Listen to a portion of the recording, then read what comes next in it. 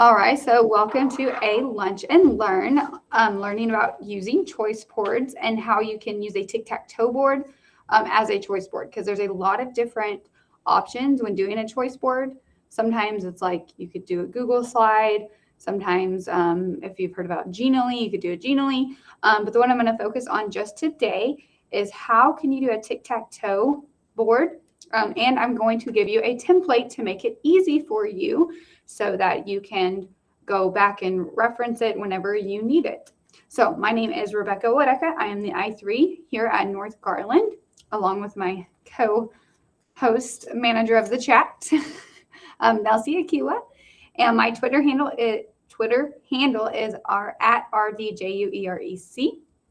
And then I have a bit.ly there for the presentation if you would like it. So we'll go ahead and get started.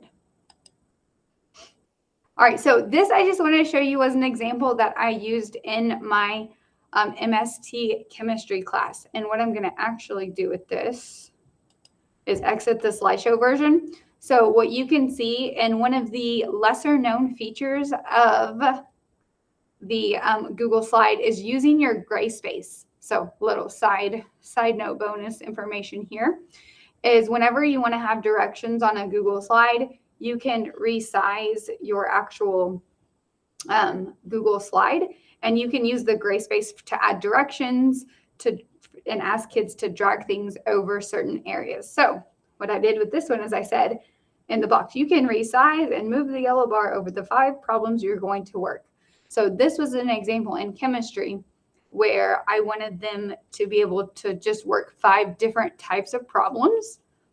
And so whenever I did this, what they can do, now I'm on the actual slide, they would drag it over whatever area they actually wanted to do. So they could do a bingo this way, they could do a bingo this way, they could drag my little thing, do their bingo this way, or they could go do a diagonal bingo, just kind of making it kind of fun there.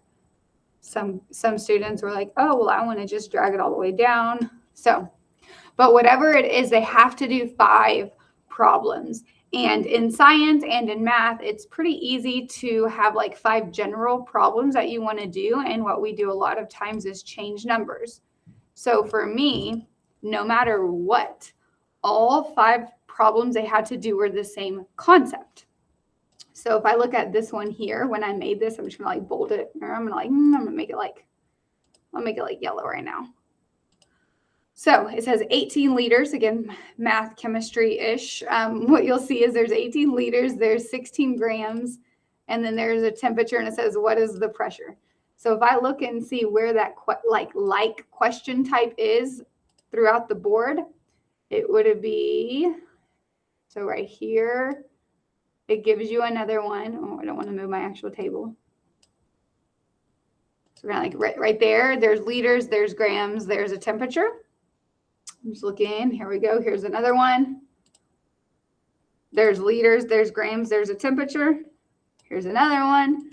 This is just showing you just really quickly how whenever I put this together, no matter which way they went, if they went this way, they went this way, if they went this way, if they went diagonal, they went up and down, no matter what, they would have to work a problem that had liters, grams, and a temperature, and they had to find the pressure. So I could just do that for like one more, just to show you that. So here's just a temperature, moles, pressure, and it says, what is the volume? So I'm just gonna do that in like another color. So if I go and I find that, I'm just gonna do it one more go round. See, there it is. Temperature, moles, pressure, what's the volume?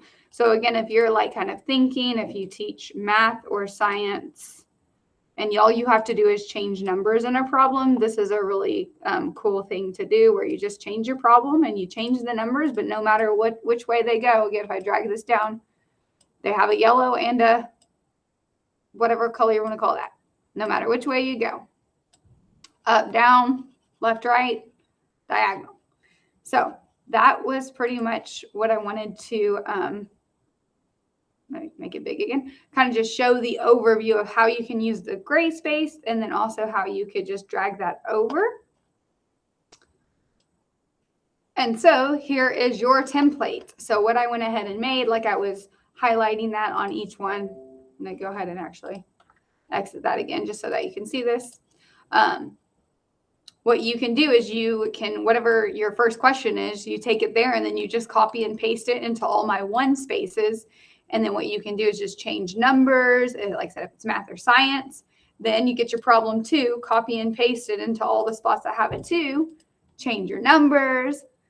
So really all you have to do is get like 5 questions and then you just copy paste, change numbers. If you're working with your CLC, y'all can each like do one version of the question. And then I have the template here for you. Say you didn't want to do all 5 questions. Say you just wanted to do 4. I went ahead and made like a little template for 4 questions, like a little 4x4 square instead of a 5x5 square. So once again, 1, 2, 3, 4. So it's just without the 5. And some ideas for the classroom use that I had, which was what I've explained already so far, is that in your first box, you just get one problem with different numbers in each example. And then you just do the same thing for 2 through 5. Some other, I'll just go ahead and make it big now. Some other choices, as I was just talking with some other coworkers, was maybe like you could rank your 1 through 5 like easy, medium, and hard. So like have 1 easy, or maybe 2 easy, 2 medium, and like a 5 could be a hard kind of question. In English, when talking with some, possibly doing figurative language, character traits. So if you have a book and there's like 4 different characters you're looking at, your different questions could pertain to different people. What are the different character traits in the entire book? Social studies, we're just thinking about different historical figures during a time frame or any different cultural practices of different religions. I do know our world history here has a big unit where they study a lot of the different religions at once. And so there could be you could just trade out the religions. And then, as I was saying, the math and the science, you could have a math problem and just change the numbers like I provided. And that the main implication for today is what I wanted you to do is hopefully you could think how that you could apply this in your actual subject area. And then I would have liked you to copy the template and then try to actually go ahead and figure out some questions or how you could use either one of these in your classes. So I'll leave it open for any questions or if anybody pops in late and wants to grab the template.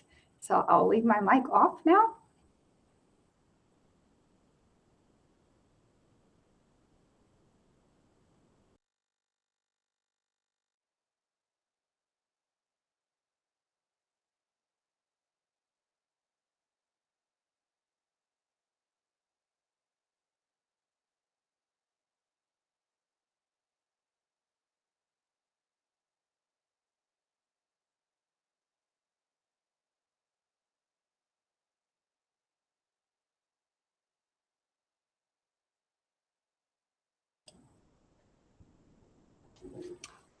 All right, so since we were small today and I have no questions, I put it back on the original. So hopefully I wanted this to be just very short and sweet so you could take a new concept and apply it to your class pretty easily and provide you with the template. So there again is the bit.ly at the bottom and my Twitter handle.